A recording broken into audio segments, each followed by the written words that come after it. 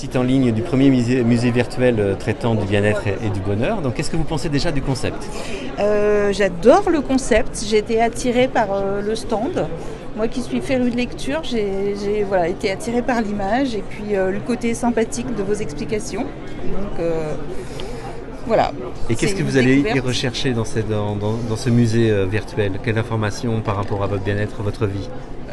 Alors je ne sais pas encore ce qu'il y a sur le site, je n'y suis pas allée, mais je pense effectivement aller chercher des petits tips, des petits conseils de bien-être.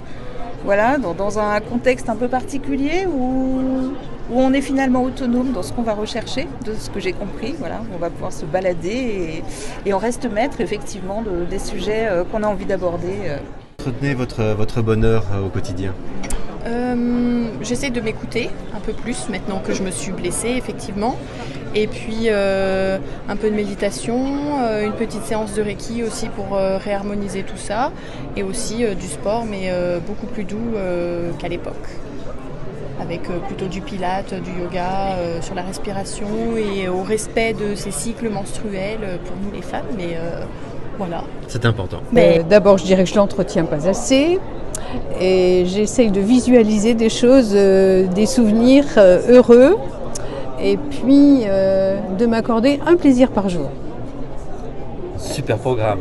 Alors, par exemple, vous avez quel type de plaisir que vous aimez ? Ça peut être j'ai besoin de me reposer, je regarde une bêtise à la télé. Ça peut être je me plonge dans un livre parce que j'aime ça.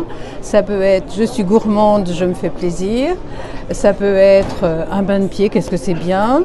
Ça peut être j'ai décidé de me faire une manucure. Voilà, enfin plein de petites choses.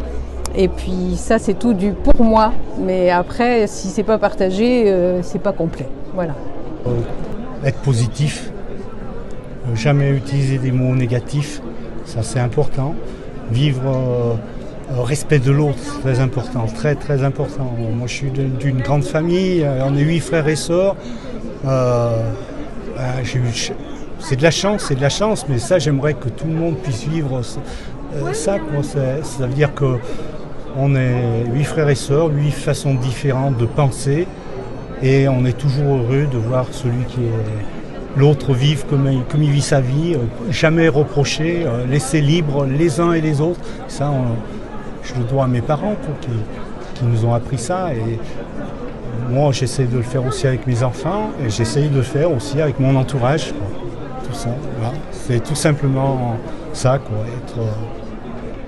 et puis apporter aux autres le plus beau de soi-même.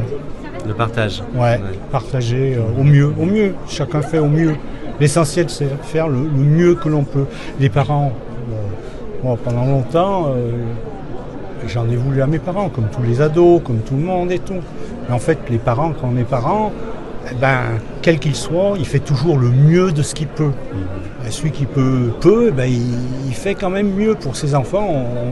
On vit toujours pour ses enfants, c'est ça qui est merveilleux. Ça, c'est la vie, c'est l'avenir. J'essaie déjà de prendre soin de moi, d'être positive. Et puis voilà, on en apprend tous les jours. Hein. C'est pas toujours évident. Voilà. Qu'est-ce que, si vous repensez aussi quand vous étiez dans votre jeunesse ou votre adolescence, quel conseil vous pourriez donner à vous-même en étant adolescente pour, de m'aimer, d'avoir confiance en moi, de ne pas m'attarder sur le regard des autres. Je pense que c'est une des plus grosses problématiques qu'on peut avoir à cet âge-là. Avec respect et puis cultiver la gratitude au quotidien. Quel est votre plus grand rêve ? Faire le tour du monde. Avec en avion, en voiture, enfin quel moyen Sac à dos déjà. Et essayer d'être au plus près de chaque culture pour en apprendre un peu plus et se sentir vraiment immergé dans tout ce milieu et pas voyager, on va dire, comme les Européens où on va aller dans un hôtel 5 étoiles et on perd peut-être un petit peu le charme du voyage et on va peut-être pas assez du coup à l'encontre et à la rencontre de soi et des autres. Quel est votre... Être un peu plus apaisé. Très bien. Quel est votre prénom ? Muriel. Merci beaucoup Muriel. Oui. Alors, est-ce que vous pouvez nous en partager un ou deux ?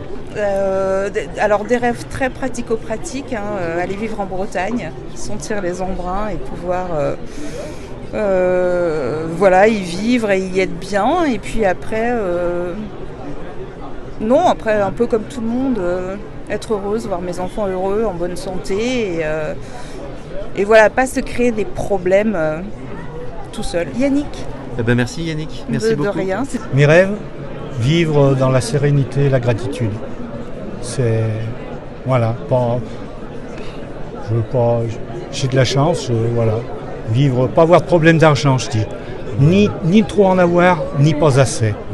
Ça, c'est ce que je pourrais souhaiter au monde entier. Un juste équilibre pour, voilà, c'est ça. Pour vivre bien. C'est ma façon de voir. Quel est votre prénom? Jacques. Eh ben merci beaucoup Jacques. Merci. Merci.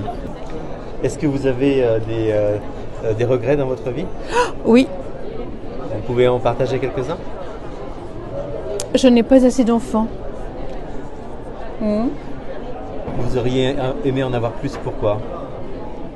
Eh bien parce que je me dis que ça doit être énorme de pouvoir aimer mult enfants et d'être aimé de mult enfants. Et puis parce que je suis sûre qu'avec l'expérience de maman, on acquiert et on est de plus en plus une meilleure maman parce que c'est une idée de la famille que j'ai avec, c'était 5 enfants et j'en ai un.